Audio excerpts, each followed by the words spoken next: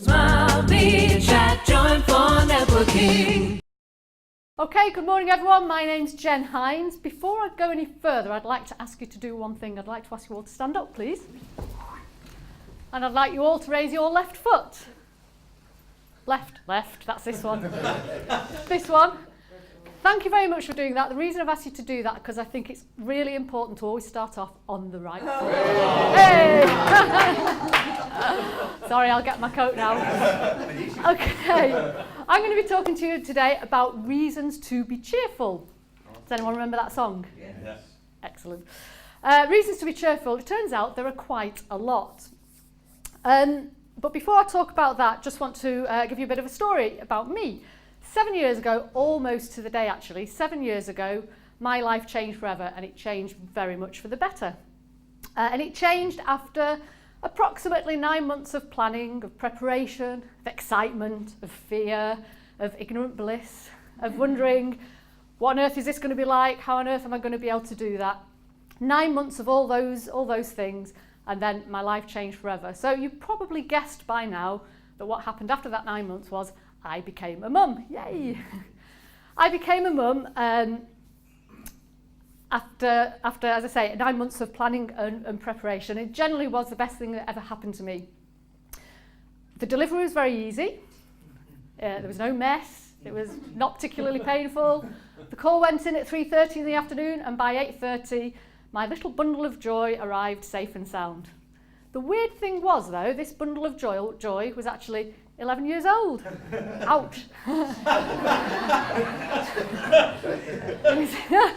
It was 11 years old.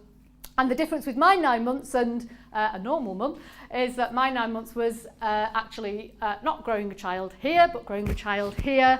And the 9 months of preparation was 9 months of interviews, 9 months of health and safety checks, 9 months of interviews, testimonials, getting references, interviews, and more interviews until the day that I was approved as a foster carer, and then about 3 weeks after being approved as a foster carer, this 11-year-old young man, very tiny little young man, arrived in my life.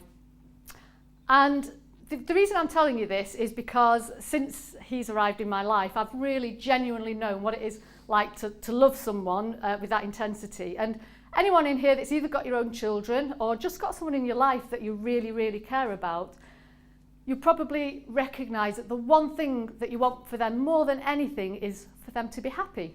It's as simple as that, isn't it? You just want the people you love and you care about to be happy. And therefore, the saddest words really that you can hear from somebody that you love and care about to say is, I'm just not happy. I'm just not happy is really sad words to hear, especially when you know that it's really true. We all have days when we don't feel happy. We all have days when things go wrong and we perhaps say, I'm just not happy. But when somebody says it and you know that actually they're really, really not enjoying life right now, it's really hard to hear. And I heard that from my son a while ago. He said, I'm just not happy. And he genuinely wasn't. And it was really sad to see. Life wasn't going well for him. If something could go wrong for him, it went wrong. If he could make a bad decision, he made it. And I'm not here to tell you all the ins and outs of what went on with him because that's nobody's business but his. But what I'm here to talk about is what I learned during that process. I'm one of those really, really annoying people, in particular a really annoying friend, that if somebody comes to me and says, I'm having a bad day, I've got this problem, I can't just give them a hug and say, there. I have to find a solution for them. And it's really annoying because most people just want a hug and you to say, there. But I have this gene, I suppose, that I just want to I can give a hug and I can say there, but then I have to try and find a solution. So this was my dilemma when my son was saying that he just wasn't happy. And I knew there was nothing really I could do about it because we're all responsible for our own happiness, of course. But it led me to do quite a lot of research. And it turns out there's loads of research out there on happiness.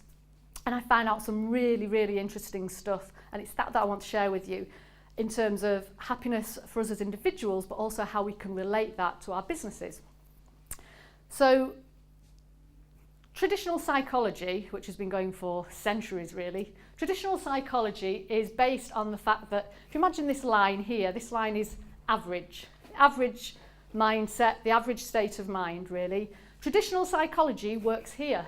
Traditional psychology looks at how people that are feeling less than average, unhappy, whatever, how to bring them back up to average. And that's great and that's nice, and they're looking at why people find themselves down there and how to bring people up to it. But there's a new body of science, and I love science, new body of science and research that actually looks up here, and it's called positive psychology. You may well have heard of it. It's been around in earnest for about the last 20 years, and there's been loads and loads of scientific research and studies done on actually what makes some people predisposed really to live above the line, and not how to get people from here to here, but to how to get anybody to above the line, which I think is really fantastic, because wouldn't the world be an awesome place if everybody was so much happier? And in fact, it's my vision in life that everybody be the best that they can be and the happiest they can be, because I think that would be a wonderful world to live in. So all this information that I've found about positive psychology has been incredibly interesting. It turns out that our happiness is actually, only 10% of our happiness is down to our situation, our circumstance, our status, how much money we earn, what kind of house we live in, etc., etc. 50% apparently is genetic, so there's not an awful lot we can do about that. But a huge, massive 40%, and 40% is a big percentage, 40% is down to our intentional actions. So that's how we act, how we think, how we behave. It can make a huge, huge difference to how happy we are. And it's that 40% that is really, really, really important. And it's that 40% that we can work on both for ourselves and also for our customers, because presumably in our businesses, one of our key objectives is to make our customers happy. Would you agree? Yes, Jen. Good. In that case, I'll consider being your customers, because if you said no, I wouldn't. Every business wants to keep their customers happy. Has anyone read a book by Tony Hsieh, who's the Chief Executive Officer of Zappos.com, which sells shoes? Brilliant. His book is called Delivering Happiness, and the reason his book is called Delivering Happiness is because his business isn't about selling shoes. His business is about delivering happiness. That's what his brand does, delivers happiness, which I think is awesome. And his book is really, really good. His book gives a bit of background on him and his business, but it also gives a huge amount of information on how he treats his staff, the culture of the business, etc., etc. And it's really well worth a read.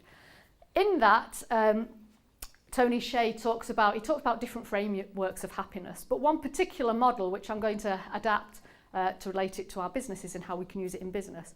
It's a 4-stage framework, which basically says that happiness consists of 4 things. Those 4 things are perceived progress. So for people to be happy, they have to feel that they're making progress in whatever area. The second one is perceived control. So again, people feel in control of themselves, their emotions, etc., etc. The third one is level of connectedness. And the final one is the feeling that they're part of something bigger, they've got a purpose, there's meaning to their life. And those 4 things, and I think they're 4 really powerful things. And what I'd like you to do is to take on a challenge really and have a look at the way that you communicate with your customers currently, assuming, as I am, that you want to make your customers happy and you want to help your target market know that they're going to be happier by coming to you.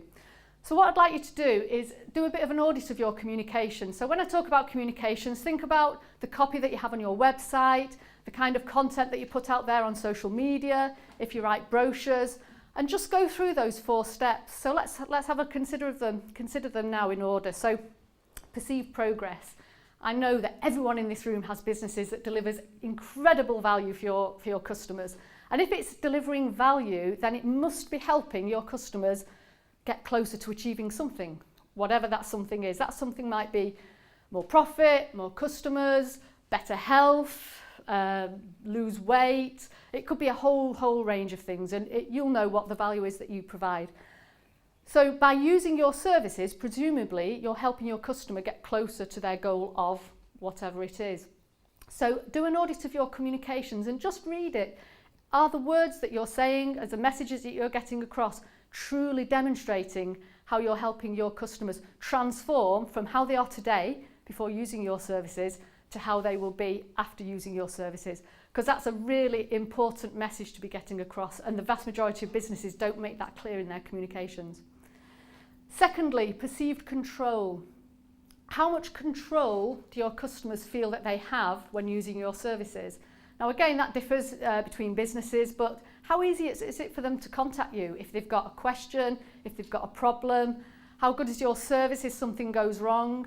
Do you give them choices? And that could be a choice of different product types, different price range. Do you give people the option of a refund or a money back guarantee to help them feel more in control about doing business with you?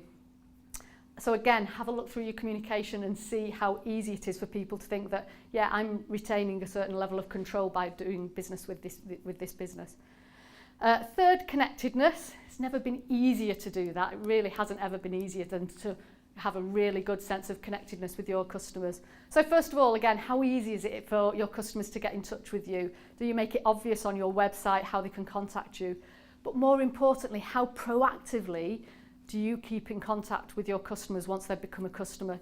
Do you take their money, deliver your service? Brilliantly, I have no doubt. But what do you do after that to keep in touch? And with social media today, it's so easy to do that. Just connecting with people via Twitter, via Facebook, via LinkedIn, just checking in on people, just so that you keep top of mind, so that they feel, not only do they feel like they're your customer, but they feel part of your club. They feel they belong to your business. They feel really, really connected with your business. And as I say, it's so easy to do that via social media. There's no excuses not to do that for someone to feel, there's no excuses for someone to feel lost after they've done business with you. So have a think about that.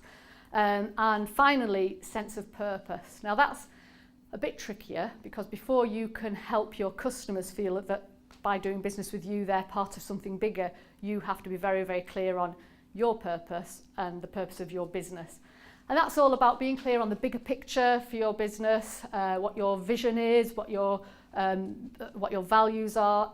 And again, I really, really encourage you to spend some time working on those things, because if you can be clear on your why, your vision, your purpose, your mission, if you like, then you can help your customers not only feel that they're making progress themselves, that they're buying from you, that they feel part of your family or your club, but they're also part of something bigger than themselves, a bigger purpose, because again, that's really, really important. And that will make people care, because that's a big thing in today's society. It's not just about buying something and being a customer. It's like people need to care about doing business with you, otherwise you're not going to keep them, that loyalty won't be there. So really, really important to do that. So as I say, I just encourage you to have a think about those 4 points, take those 4 points away and do an audit of the way that you communicate with your customers, because I guarantee you, if you can tick all those 4 boxes in the way you communicate with your customers or your target market, you will be doing way more than the average business, and you will be getting more customers that are willing to pay more, which is really important, and getting loyal customers that they'll then refer business back to you. So just to wrap up then, happiness in the world is really, really important. Happiness in business is really, really important, but happiness in ourselves, if we're not happy ourselves, we're going to really struggle to bring happiness to our business. So some really, really quick tips that I find can be really useful in trying to raise your level of happiness and try and get you above this bar, and trying to work with that really important 40% which I talked about. Meditation is really easy. You can download some, 5-minute meditation stuff from the internet. There's loads of people that provide that kind of service, just to rid your mind of all the clutter that goes on to help you be more in the moment. That's really useful. Gratitude, finding reasons to be grateful every single day can massively help. Random acts of kindness. If you can make a point every day to do something random that's kind, that can massively help as well. And just some obvious stuff like exercise, sleep, looking after yourself. Stance as well, actually. If you're feeling a bit down, smile. People think that your frame of mind or state of mind can affect your body language. Actually, science proves the opposite. If you're feeling unconfident, if you do a power stance, which is like this, how cool do I look? Apparently you're supposed to go in the loo and do it privately. I don't do that. It makes you feel more confident. If you smile, it makes you feel happy. And if you're struggling to smile, if you get a pen and stick it in your teeth like that, can you still hear what I'm saying? Do it now, go on, I dare you. It forces you to smile, and I promise you will feel happier. Okay, so just to finish off where I started, my son was 19 yesterday, and I'm delighted to say that I think he's pretty happy at the moment. Things are going well with him. He's got a job, he's making progress, he feels more in control of his life, he's got a great social life, some brilliant friends, he's feeling more connected with life, and he wakes up with a purpose every single day. And that means the world to me. That makes me happier than I could ever tell you. Can you see I'm breaking up already? One thing that we do actually every day now is at the end of every day, we share 3 things that we're grateful for. And that's helped him, I think, but it's certainly helped me. And it's a really lovely thing to do with your loved ones. So I encourage you to go away and think about that. Think about that 40%, what you can do for yourself, what you can do for your customers, and try and be that person that creates happiness whenever they enter the room, instead of being that purpose that creates happiness whenever they leave the room. Thank you very much. Smile, be a chat.